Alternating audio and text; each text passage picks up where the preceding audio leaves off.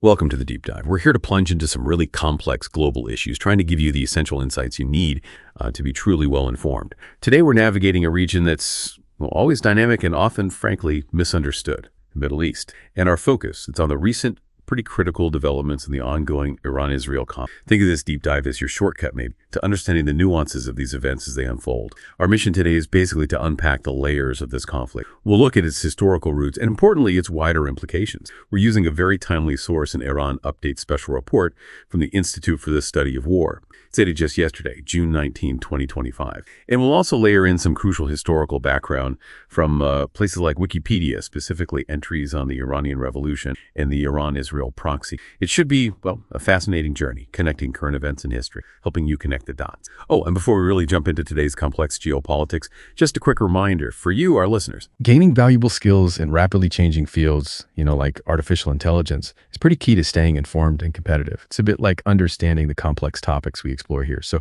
head over to rogermanicum.com. There's an exclusive discount waiting for you on their AI course. Just use the coupon code QPT at checkout. All right, let's dive in. The most immediate developments, what's happening right now between Iran and Israel, according to that ISW report. Yeah, it's really something. What's particularly notable right now is this intricate diplomatic dance, you could call it.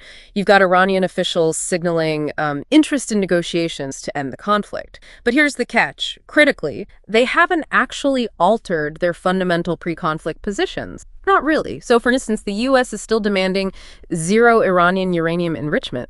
That hasn't changed. Meanwhile, Iran is, just as determined to keep both its nuclear enrichment capabilities and its ballistic missile programs. This presents a huge challenge, right? It makes you wonder how meaningful negotiations can even begin when the starting points are just so starkly opposed. Yeah, fundamentally opposed. It sounds less like a real chance for a breakthrough and more like, tactical moves. Yeah. Even with those public signals.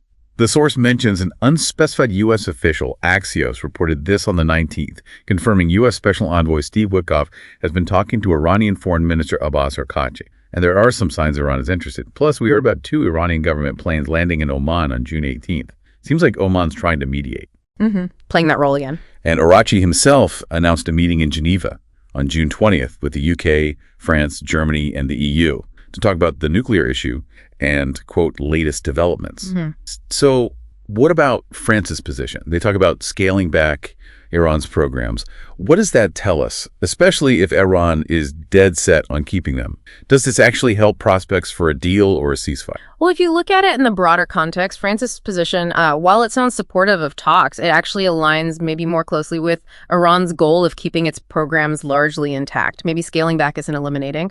So that creates this significant disconnect, you see, between what the U.S. wants zero enrichment and what Iran might concede, which isn't zero. Right. So while these talks might give the appearance of progress, they kind of inherently complicate the path to a really substantive new deal or a lasting ceasefire.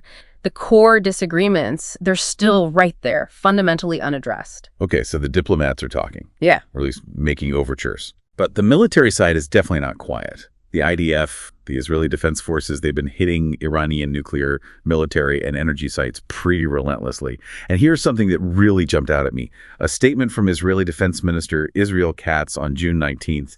He publicly said that preventing Supreme Leader Ali Khamenei's existence is one of the air campaign's objectives. That seems incredibly strong, especially coming from a defense minister during an active conflict. What's the deeper meaning there? Oh, absolutely. That declaration is incredibly significant. It really shifts the stated goalposts for the Israeli campaign way beyond just, deterrence or degrading capability. When a defense minister publicly targets the very existence of another nation's supreme leader, that signals a highly aggressive posture. It suggests aims that are almost existential. Existential, yeah. Exactly. That kind of talk dramatically escalates this. It implies a much broader, maybe more profound objective for the conflict. It definitely raises questions about long-term goals and, frankly, the potential for massive escalation. And while all this is happening externally, there are things going on inside Iran, too.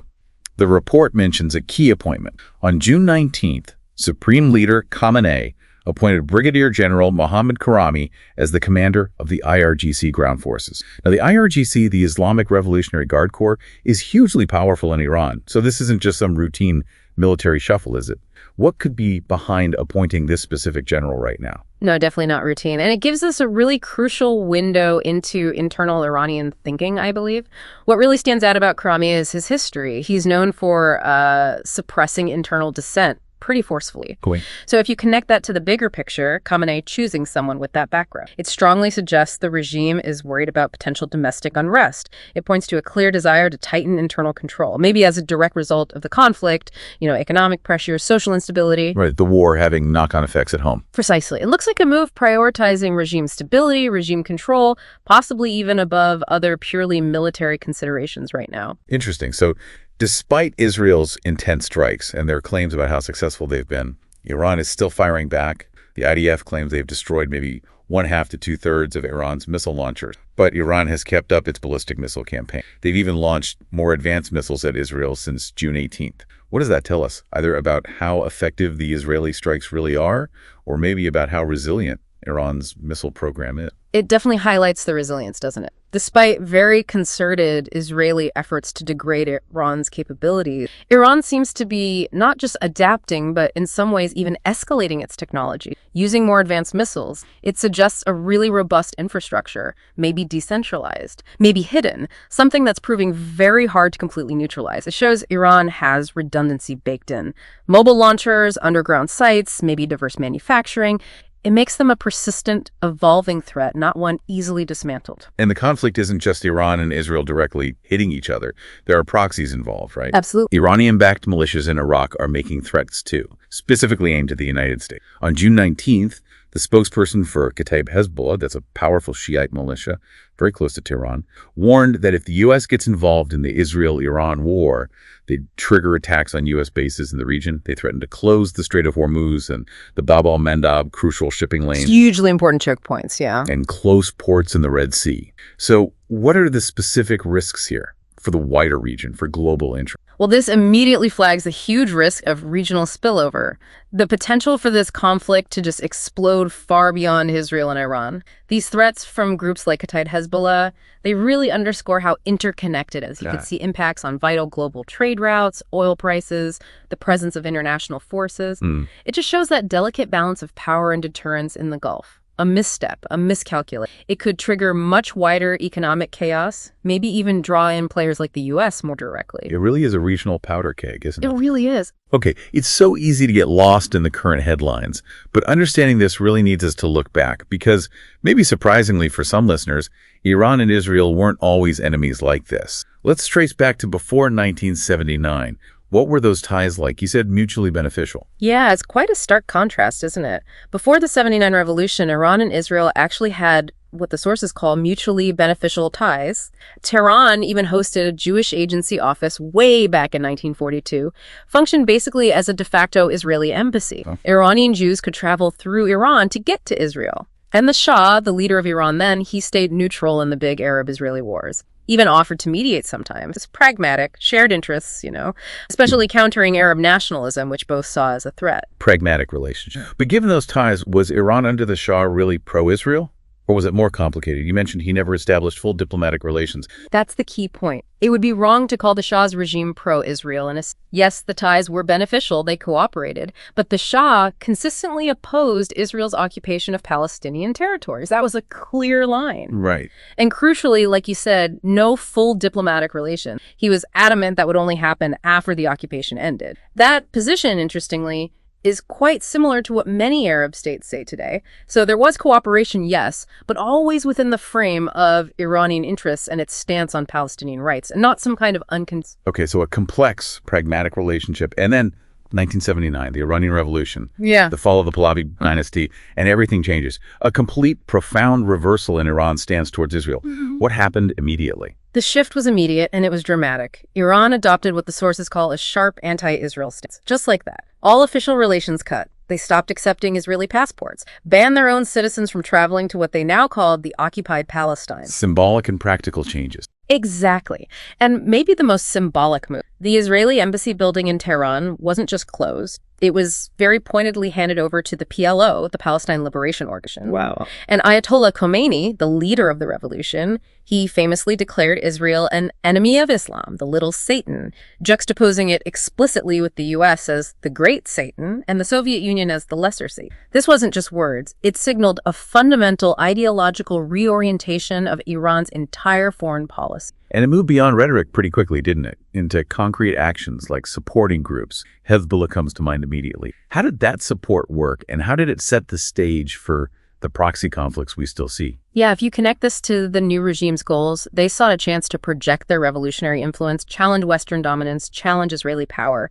So they poured significant support into Islamist Shia parties in Lebanon, helped them consolidate into what became Hezbollah. And that support wasn't just money. Oh no, far from it. It included deep ideological indoctrination, serious military training, weapons, equipment, specifically for them to attack Israeli and American targets. Right on Israel's border. Precisely. It was a very deliberate strategy. Create a powerful non-state actor, a proxy, right on Israel's northern border. It fundamentally changed the regional security game and set this enduring pattern of proxy conflict that has really defined the relationship ever since. You know, it's also worth remembering, and the sources touch on this, the revolution had huge domestic impacts too. Things that definitely played into its foreign policy. While things like literacy rates improved, the currency crashed, G&I per capita took decades to recover, the economy stayed heavily reliant on oil, transparency issues arose. How much did those internal struggles, economic problems, needing to consolidate power influence that pivot to being anti-Israel and funding proxies? Was it partly about projecting power externally when things were tough internally? That's a really crucial point, often missed in just looking at the external stuff. The new regime faced immense pressure at home. A war with Iraq, a struggling economy, the massive challenge of consolidating this revolutionary ideology and control. Yeah. So projecting this strong anti-Israel, anti-Western stance, it served multiple domestic purposes. It gave them a powerful external enemy to rally people against, maybe diverting attention from economic problems. A unifying enemy. Exactly, and supporting proxies like Hezbollah. It was a relatively cost-effective way to project power, extend influence, without needing huge conventional militaries, especially when the economy was strained. It let the regime look strong, committed to its revolutionary ideals on the world stage, and that, in turn, helped legitimize its rule at home. So yes, the internal state of Iran absolutely shaped its foreign policy. We're deeply intertwined.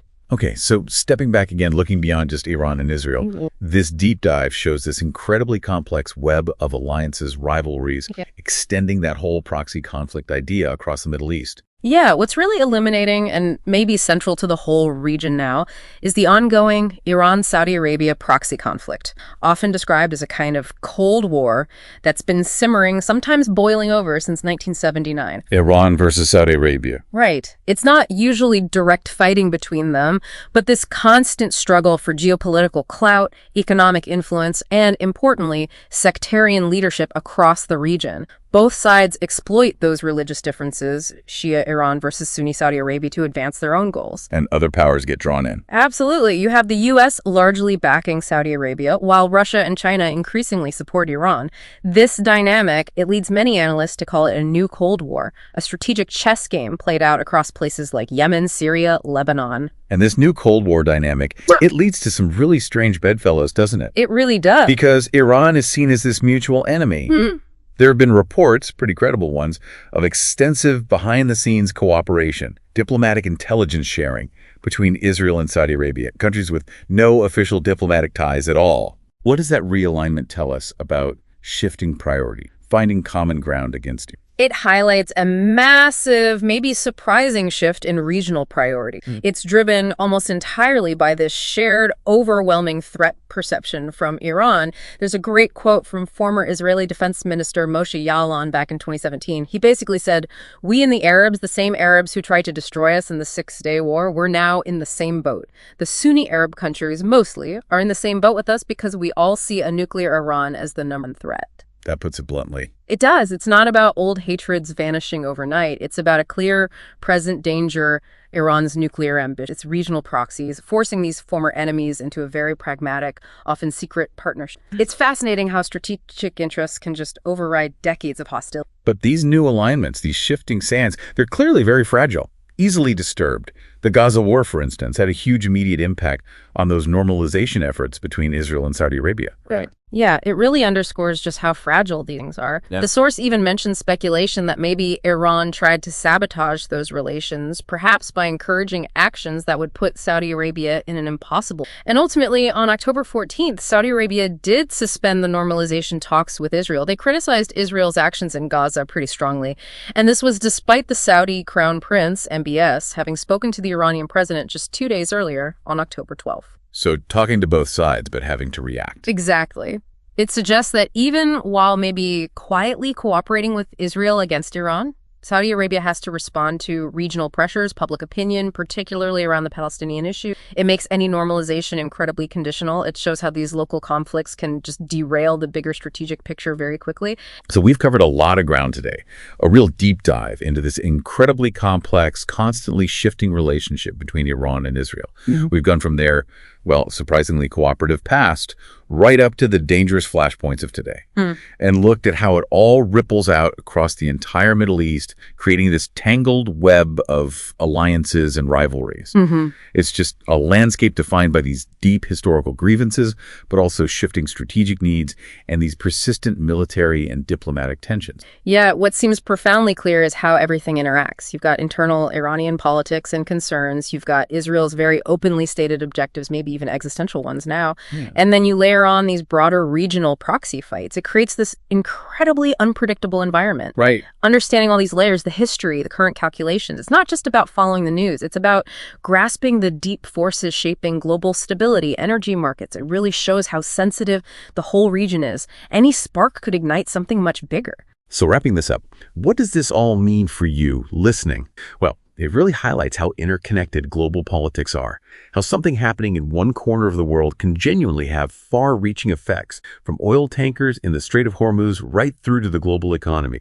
This constant flood of complex information, it really demands a more strategic approach to learning, staying informed, not just reacting to the latest headline. And on that note, for those of you who want to deepen your understanding in other cutting-edge fields really reshaping our world, like AI, remember, you can get that discount for the AI course over at rajamanicam.com. Just use the code QPT at checkout. We really hope this deep dive has given you plenty to think about, maybe equipped you with a more informed perspective. Thanks for joining us. Until next time.